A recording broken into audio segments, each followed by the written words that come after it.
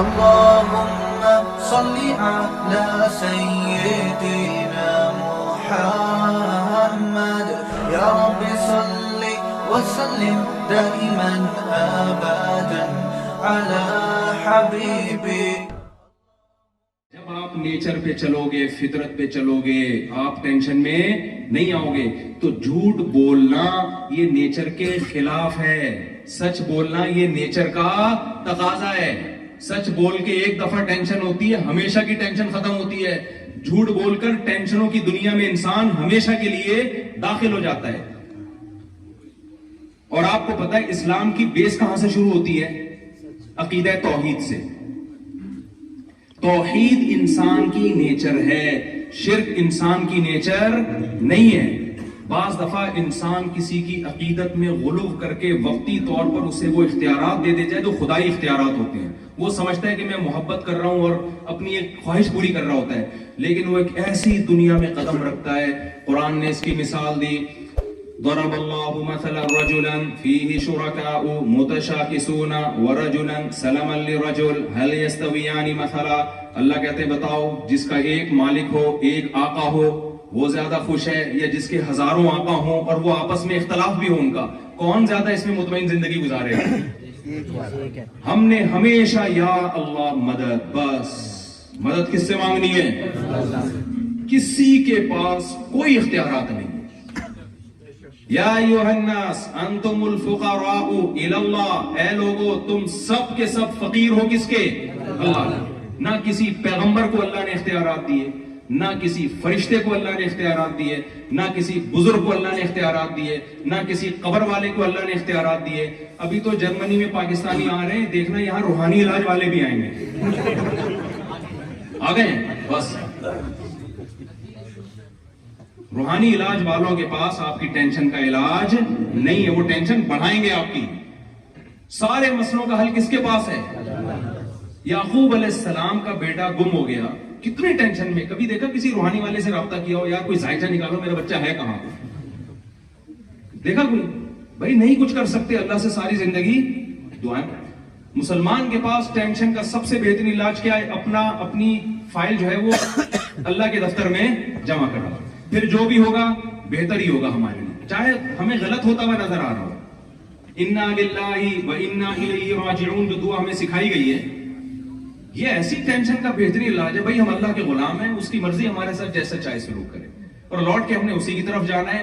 اس نے ہمیں بتایا ہوا ہے کہ جب بھی یہاں تک حدیث میں آتا ہے ایک کانٹا بھی اگر تمہیں چبھتا ہے وہ تکلیف بھی ضائع نہیں ہوگی، اس کے بدلے میں اللہ تمہیں اجر دے گا، اس کا تمہارا گناہ معاف ہوگا. حدیث میں آتا ہے کہ اللہ تعالیٰ مسلمان جو بھی ایمان والے لوگ ہیں ان کو مصیبتوں میں ڈالتا ہے، پھر ان کو صبر کی توفیق دیتا ہے. حتی لقی اللہ طاہرا مطہرا، جب اللہ سے ملے گا نا سارے نیٹ کلین ہو کے اللہ کے پاس جائے گا وہ.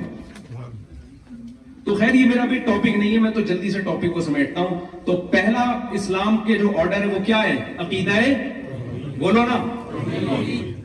تو توحید پہ کوئی کمپرومائز بولو نہیں، ہمیں خدا کے مانگتے بس، سب کچھ اسی کے پاس ہے. اس کے بعد جو اسلام کی جو دوسرا جو رکن ہے وہ ہے 5 نمازیں. کتنی نمازیں میرے بھائی؟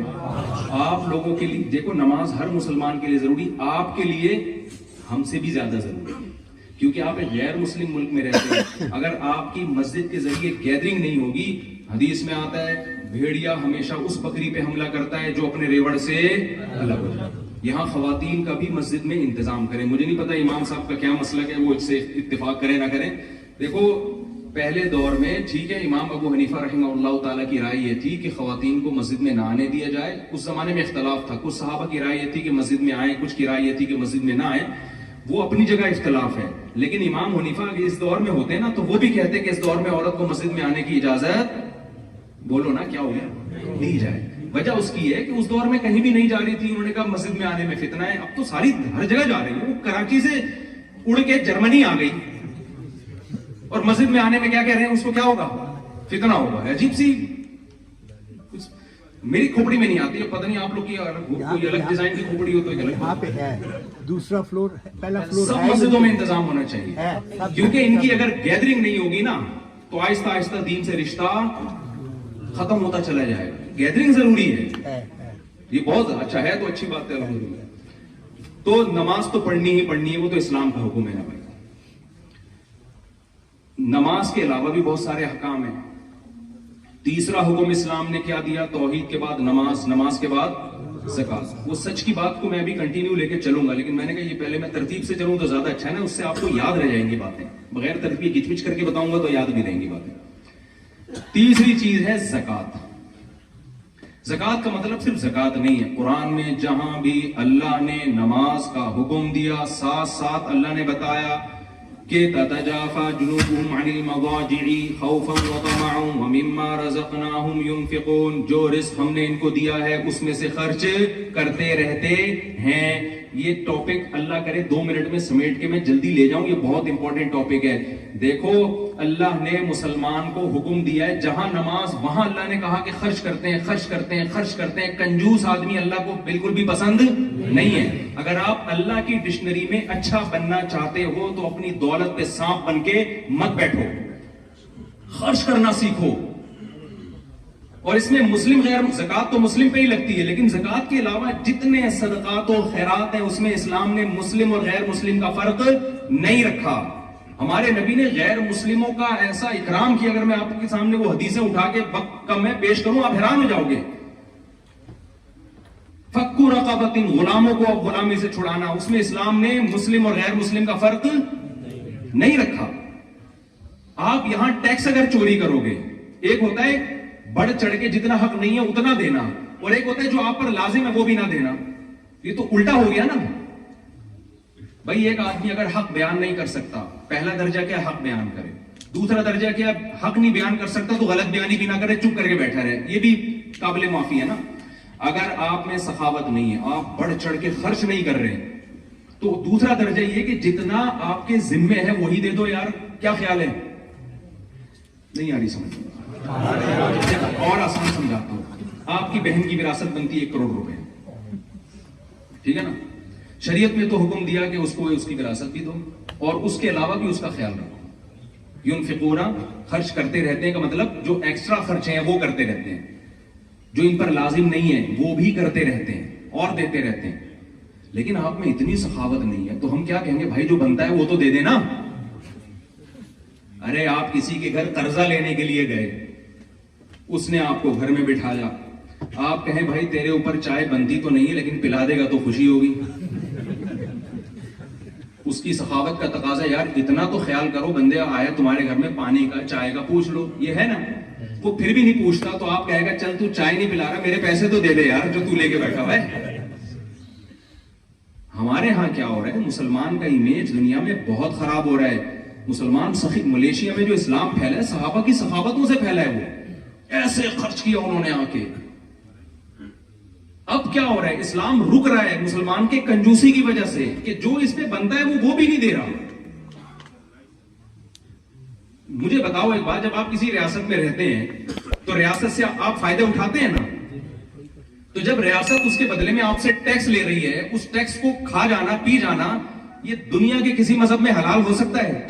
پاکستان میں تو لوگ کہتے ہیں یار ہم سے گورنمنٹ ٹیکس لیتی ہے, دیتی نہیں ہے. وہ ایک الگ بحث ہے کہ ایسا ہوتا ہے کہ نہیں ہوتا, میں اس میں نہیں پڑھتا, میں نے واپس بھی جانا ہے عزت کے ساتھ. لیکن یہاں تو یہ مسئلہ, یہاں تو ہر آدمی کی زبان پہ یار ٹیکس لیتی ہے, ٹھیک ہے بہت ٹیکس لیتی ہے, لیکن مفتی صاحب خرچ بھی, یہ سب کہتے ہیں یار خرچ بھی کرتی ہے, خرچ بھی کرتی ہے. تو آپ فائدے اٹھا رہے ہیں پورے پورے, اور جب دینے کی باری آتی ہے ڈنڈی مار رہے ہیں. تو آپ اچھے انسان ہیں اللہ کی ڈکشنری میں یا برے انسان ہوں گے؟ آپ برے ہوں گے. آج سے اس جرم سے توبہ کرو. اب توبہ کا لفظ منہ سے نہیں نکل رہا آپ کو دینے والا ہونا چاہیے. یہاں غیر مسلم کہے یار جب سے مسلمان ہمارے ملک میں آئے ہیں بھائی ہمارے تو غریبوں کی غربت ختم ہو گئی بھائی. وہ یہ نہ کہ انہوں نے تو ہمارا بھی خون چوسنا, ہمارا الٹا خون چوسنا شروع کر دیا. غلط ہو رہا ہے نا میرے بھائی. اور یہ پتہ ہے کنجوسی کیوں آتی ہے؟ جب آخرت پر ایمان نہیں ہوتا, جب انسان سمجھتا ہے میں اپنی محنت سے کماتا ہوں. نبی صلی اللہ علیہ وسلم نے فرمایا جو سخی آدمی ہے قریب من اللہ, اللہ کے بھی. مجھے اس حدیث کو پڑھنے میں اتنا مزہ آتا ہے, اتنا مزہ آتا ہے.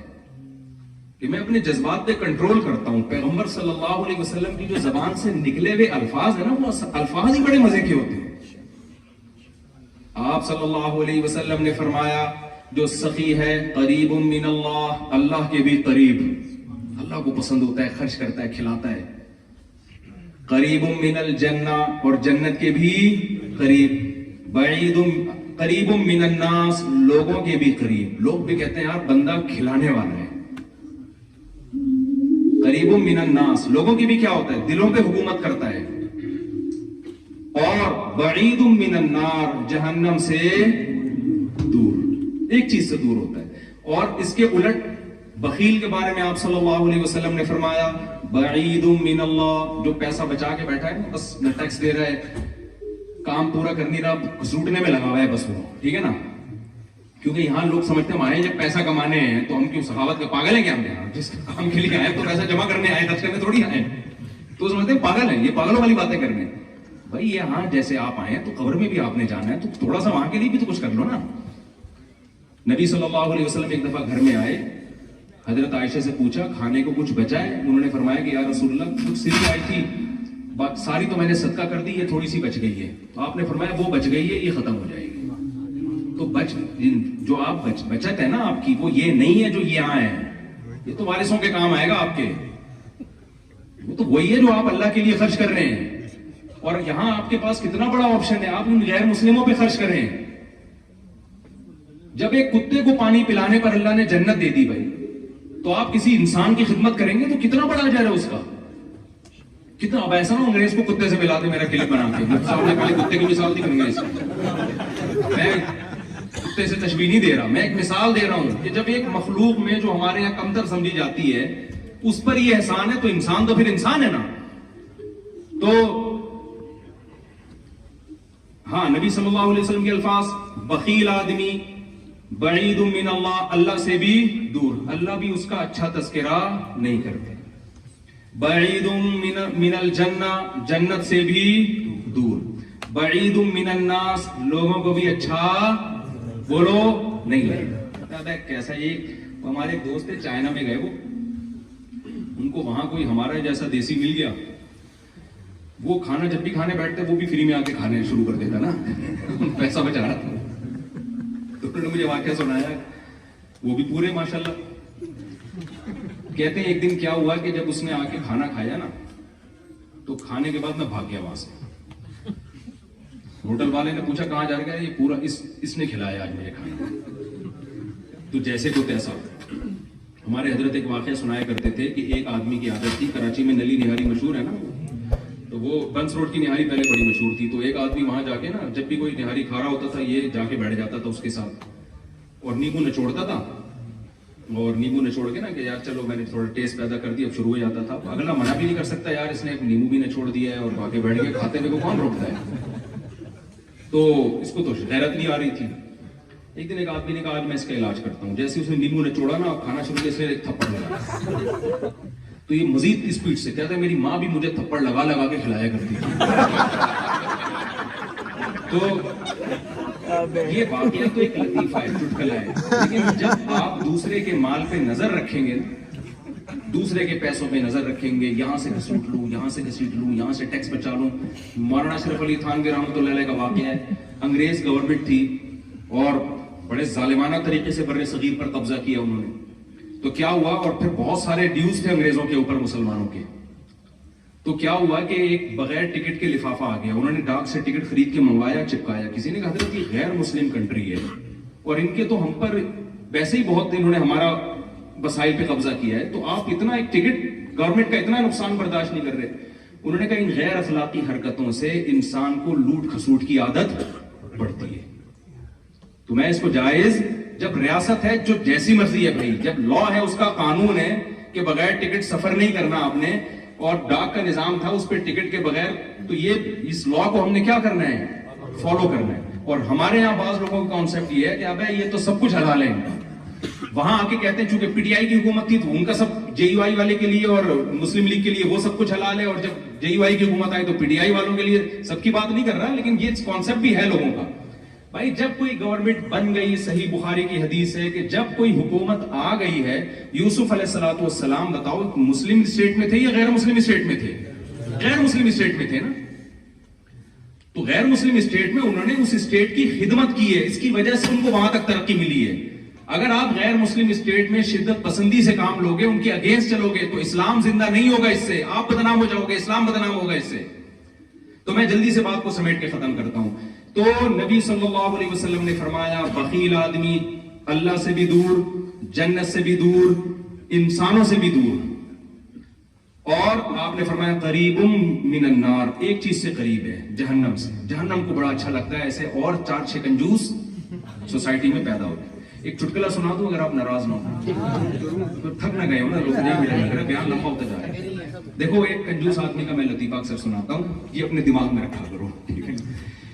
ایک کنجوس آدمی تھا, اس کے بچے کہتے تھے ابو کبھی دیسی گھی بھی کھلا دیا کرو ہمیں. تو اس نے کہا یار, اس کے جیب سے پیسے نہیں کرتے تھے. جیسے میں نے کہا نا سخی آدمی لوگوں کے بھی قریب, تو بیوی بھی ایسے شوہر سے محبت کرے گی نا جو سخاوت کرتا ہے, بچے بھی ایسے باپ سے محبت کرتے ہیں جو سخاوت کرتا ہے, بھائی بھی ایسے بھائی سے محبت کرتے ہیں جو سخاوت کرتا ہے. تو سخاوت کرنے میں سب سے پہلے آپ اپنے خاندان میں محبوب بن جاؤ گے. تو اگر آپ کنجوسی کرو گے تو آپ, وہ ایک خاتون نے اپنے میاں سے کہا, وہ بہت ٹریولنگ ہوتی تھی اس کی نا, تو اپنے شوہر سے کہنے لگی کہ جی میں نے سوچا ہے کہ ہم سوئٹزرلینڈ چلتے ہیں گھومنے پھرنے کے لیے, تو اس پہ کتنا خرچہ آئے گا؟ اس نے کہا کچھ بھی خرچہ نہیں. بڑی حیران ہوئی یار, کوئی ان کا کوئی ٹریول ایجنٹ سے کوئی تعلقات ہیں ان کے. کہتے ہیں خرچہ کیوں نہیں ہے؟ کہہ رہے اس لیے کہ سوچنے پر کوئی خرچہ.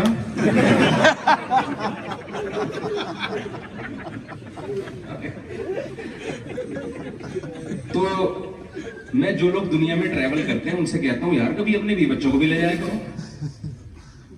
بات سے بات نکل رہی ہے نا, میں نے کہا تھا نا مجھے 5 گھنٹے چاہیے کم از کم. خیر جلدی سے میں سمیٹ رہا ہوں بات کو.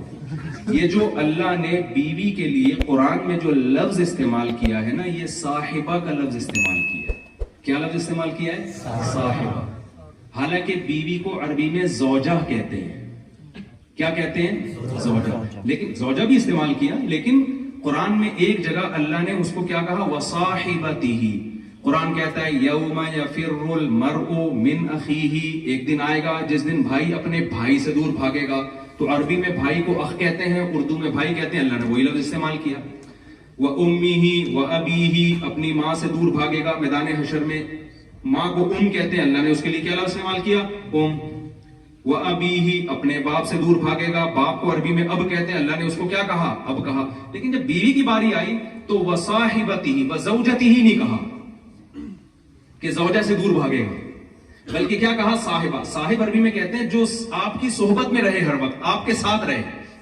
اس میں اللہ نے بتا دیا کہ لوگ جاب کے لیے جاتے ہیں, ماں باپ سے دور ہو جاتے ہیں, بھائی سے دور ہو جاتے ہیں, تو ان کو اللہ نے صاحب نہیں کہا. بیوی کے لیے اللہ نے ساتھی کا لفظ استعمال کیا ہے. میں اس کو کراچی کی زبان میں کہتا ہوں, اس کا مطلب جب آپ کی شادی ہوئی ہے تو اب بیوی آپ کے ساتھ پھلترو کی طرح چپک گئی ہے.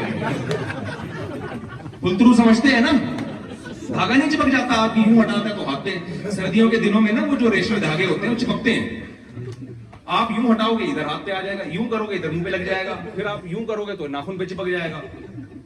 تو اب جب آپ کی شادی ہو گئی تو وہ صاحبہ بنا دی اللہ نے. اب آپ جرمنی آؤ گے تو آپ کی وائف آپ کے ساتھ ہے. جرمنی سے موو کرو گے ہالینڈ کی طرف, بیگم آپ کے ساتھ. سوال پیدا ہوتا ہے میرے ساتھ کیوں نہیں؟ جب اتنے فضائل میں بتا رہا ہوں تو میں بھی لے آؤں گا انشاءاللہ. ٹھیک ہے, میں بھی لے آؤں. کوشش کیا کریں جب سفر کریں اس کو ساتھ رکھیں. گرل فرینڈ کی ویلیو لوگوں کے دلوں میں ہے. اسلام میں گرل فرینڈ کی کوئی حیثیت اس رشتے کو ایکسپٹ ہی نہیں کرتا. بیوی کے رشتے کو اسلام بہت پروٹوکول دیتا ہے. ہمارے نبی صلی اللہ علیہ وسلم گلاس میں جس جگہ سے امی عائشہ منہ لگا کے پانی پیتی, حدیث میں آتا ہے آپ اس جگہ کو گھماتے تھے جہاں امی عائشہ کے ہونٹ مبارک لگے ہوتے تھے, وہیں سے پانی پیا کرتے تھے. تو اس کو لفٹ نہیں کرا رہے یار, جو اللہ نے آپ کے لیے بنائی ہے اور ساری دنیا کے آپ کے لیے آپ کے پاس ٹائم ہے, تو یہ اللہ کی نظر میں اچھا نہیں. دوست تو کہیں گے یار بڑا زبردست آدمی ہے, جب سے آئے ایک دن بھی بیگم کو فون نہیں کیا اس نے. بہت زبردست آدمی, سارا ٹائم ہمارے پاس گزارتا ہے, سارا ٹائم ہمیں دیتا ہے اور پیسہ بھی ہم پہ خرچ کر رہا ہے. لیکن اللہ کی نظر میں اچھا نہیں ہے. تو ہم تو اللہ کی نظر میں بننے والی باتیں کر رہا ہوں. اگر آپ نے وسیم بھائی کی نظر میں بننا ہے تو پھر وسیم سے پوچھے نا, مجھ سے کیوں پوچھ رہے ہیں؟ کیا خیال ہے؟ مجھے تو آپ نے جو بیان کے لیے بٹھایا اس لیے نا کہ جو اللہ جس کو اچھا کہتا ہے میں وہ باتیں آپ کو بتاؤں. تو تیسرا کام جو میں نے عرض کیا, پہلا ہے توحید, پھر نماز ہے, پھر ہے کیونکہ حج تو زندگی میں ایک بار ہوتا ہے, رمضان بھی کبھی کبھی آتا ہے, تو اس کو میں اتنا ہائی لائٹ نہیں کر رہا. نماز پڑھیں گے تو پھر روزہ رکھ ہی لیں گے آپ انشاءاللہ. تیسری چیز ہے خرچ کرنا سیکھیں. سمجھتے ہو, بیوی بچوں پہ خرچ کریں, اور غیر مسلم ریاست میں اسٹیٹ پہ خرچ کریں. آپ یہاں گورنمنٹ کہے یار جب سے مسلمان آئے ہیں الحمدللہ ہمارے غریب مارکیٹ سے, وہاں تو غریب ملتے نہیں ہیں لیکن جتنے ہیں ان کو پہ خرچ کر دینا. ہانگ کانگ میں میں گیا, وہاں بڑا اچھا, وہاں مسلمانوں بعض علماء کو گورنمنٹ لیول پہ اتنا پروٹوکول دیا گیا, ان کو حکومت جیلوں میں لے جاتی ہے, وہ جیل کی قیدیوں پہ محنت کر کے ان سے نشہ چھڑواتے ہیں. تو بڑا اچھا ایک امیج وہاں کے مسلمانوں نے قائم کیا ہانگ کانگ میں. وہاں مفتی اعظم کی بھی بڑی ویلیو ہے ہانگ کانگ میں. مجھے ویزا نہیں مل رہا تھا, مفتی اعظم نے گورنمنٹ سے سفارش کی, مجھے ویزا مل گیا ہانگ کانگ میں. تو یہ امیج جانا چاہیے آپ لوگ. گورنمنٹ کہے یار جب سے یہ آئے ہیں ہمارے ملک کی ترقی میں اضافہ ہوا, یہ ہم پہ بوجھ بن کے نہیں آئے, جھوٹ بول کے نہیں رہتے. کتنے لوگ ہم نے ایسے دیکھے ہیں جھوٹ بول کے رہ رہے ہیں. یہاں بے روزگاروں کو الاؤنس ملتا ہے چھپڑ میں جاب کرنے, اور کاغذ میں کیا لکھا ہوا ہے یار یہ غیر اخلاقی حرکت ہے یا نہیں ہے؟ تو بہت, میں تو سمجھتا ہوں یہ اپنا ضمیر پتہ نہیں کیسے گوارا کرتے ہیں کہ آپ, بہت بری حرکت ہے. آپ تو یہاں دوسروں سے زیادہ کام کرو بھائی. تو خیر اب میں آپ کے زیادہ نہیں آپ کو ٹینشن دینا چاہتا, تو آپ کہیں یار یہ کیا ہے. تو تیسرا کام خرچ کرنا ہے, اور خرچ کرنے کا الٹ کیا ہے, جو جائز حق ہے وہ بھی نہ دیں. ایسا نہیں کرنا آپ نے. سمجھتے ہو کہ نہیں سمجھتے؟ تو یہ ہو گیا تیسرا کام. قرآن میں جس چیز کے, بس آخری بات کر کے میں اپنی بیان ختم کرتا ہوں, جس چیز پہ بہت زیادہ زور دیا گیا ہے والذین هم لاماناتہم وعہدہم راعون, قرآن کہتا ہے اہل ایمان اپنی امانتوں میں اور عہد میں خیانت نہیں کرتے. دیکھو رسول اللہ صلی اللہ علیہ وسلم نے جب پہلی دفعہ نبی ہونے کا دعویٰ کیا تو پہلے آپ نے اپنی شخصیت کو اچھا ثابت کرنا تھا.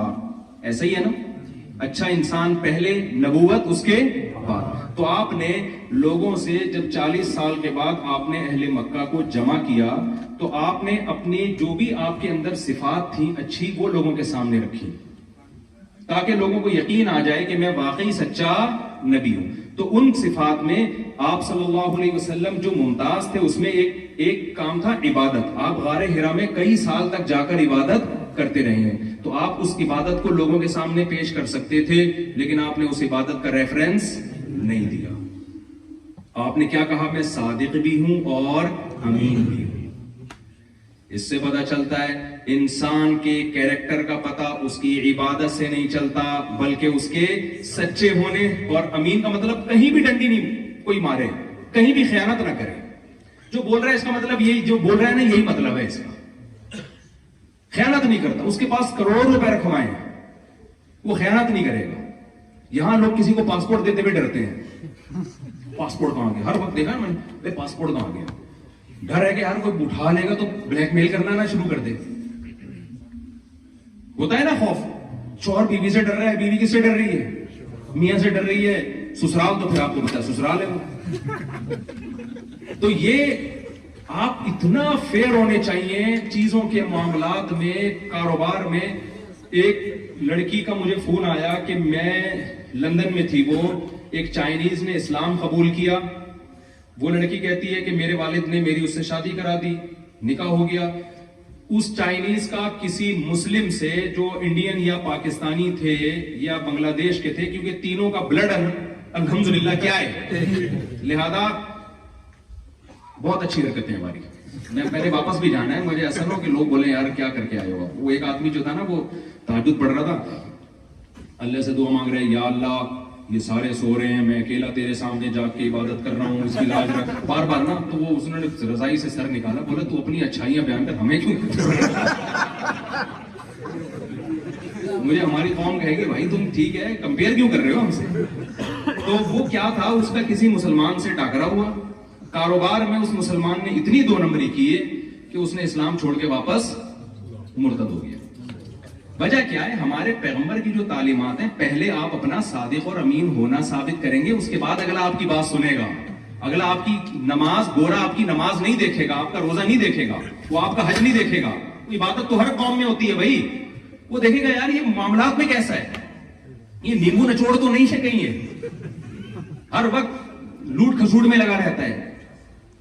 اور ہمارے بہت سے تاجر کے واقعات ہمارے سامنے آتے ہیں، یار داڑھی رکھی اور پھر اگلے کو ٹوپی کرا رہے ہیں، جھوٹ بول رہے ہیں. ہمارے پاکستانیوں کے ساتھ کاروبار کرنا پسند نہیں کرتے، وہ کہتے ہیں گورے کے ساتھ کاروبار کرو.